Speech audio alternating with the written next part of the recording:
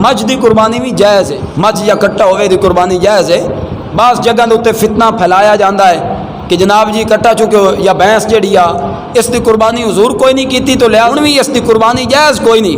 तो असी प्यार भरी गुजारिश करांगे भाई जे अगर तुहाडा ये फतवा है हजूर ने कट्टे की कुर्बानी या मझ की कुर्बानी नहीं की इस वजह तो नजायज़ है, तो मुड़ तुसी किसी भी हदीस की किताब भी साबित करके विखाओ जो हजूर ने इन्हों का गोश्त तनावल किया हो। लिहाजा फिर तुहानू इसका गोश्त भी नहीं खाना चाहिए, भी हराम होना चाहिए।